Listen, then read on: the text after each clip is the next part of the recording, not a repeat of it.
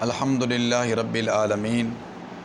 والعاقبۃ للمتقین والصلاۃ والسلام علی سید الانبیاء والمرسلین۔ پھلاں دا تو عطر بنا عطراں دا کڑ دریا، پھلاں دا تو عطر بنا عطراں دا کڑ دریا، دریا وچ پھر رج کے نہا تے مچھلیاں وانگو تاریاں لا، وت بھی تیری بو نہیں مکنی پہلے اپنی میں مکا۔ یہ عارفانہ کلام حضرت بابا بلے شاہ رحمۃ اللہ علیہ کا ہے،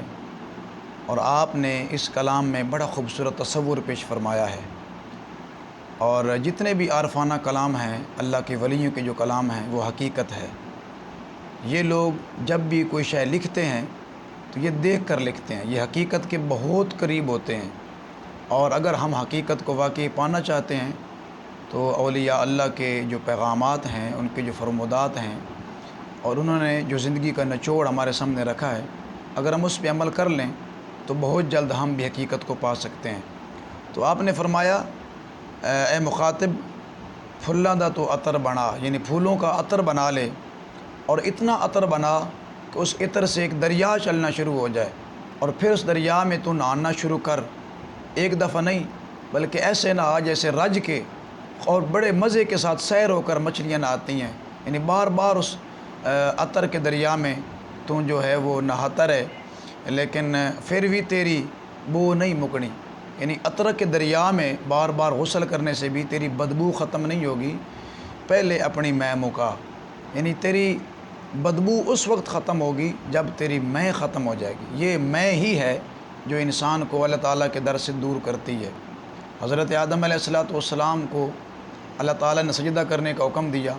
کہ آدم کے سامنے فرشتوں کو کہا کہ ان کو سجدہ کرو، تو تمام فرشتوں نے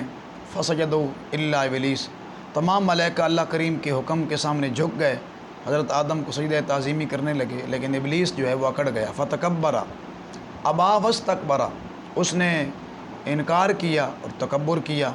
تو اللہ تعالیٰ نے اس کو جنت سے نکال دیا۔ تو یہ میں جو ہے یہ وہ ایک ایسی بلا ہے جو انسان کو جنت سے نکال دیتی ہے، اور جب یہ میں ختم کر دی جائے تو پھر انسان جنت کا مستحق بھی بن جاتا ہے۔ تو لہٰذا یہ میں جو ہے یہ بہت بری چیز ہے، انسان کے لیے روحانی ترقی میں بہت بڑی رکاوٹ ہے۔ حضرت بابا میاں محمد بخش رحمۃ اللہ علیہ بھی یہاں بڑا خوبصورت تصور پیش کرتے ہیں۔ آپ فرماتے ہیں برے بندے نو میں لبن ٹریا تے برا لبا نہ کوئی،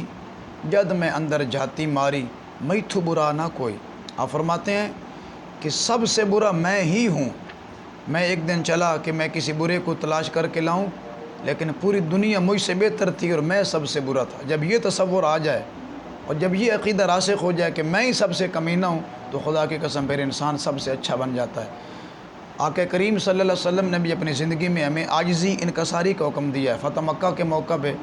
راوی روایت کرتے ہیں کہ آقا کریم جب فتح مکہ کر رہے تھے، مکہ فتح ہو چکا تھا، اور حضور علیہ الصلوۃ والسلام فاتحانہ انداز سے، شاہانہ انداز سے مکہ میں داخل ہو رہے تھے، تو آپ کا انداز کیا تھا؟ آپ کا سر اقدس جھکا ہوا تھا، اور راوی کہتے ہیں کہ حضور کا جو چہرہ اقدس تھا وہ سواری کے کجاوے کے اوپر لگنے کے قریب تھا، تو یہ آپ کی عاجزی کا عالم تھا۔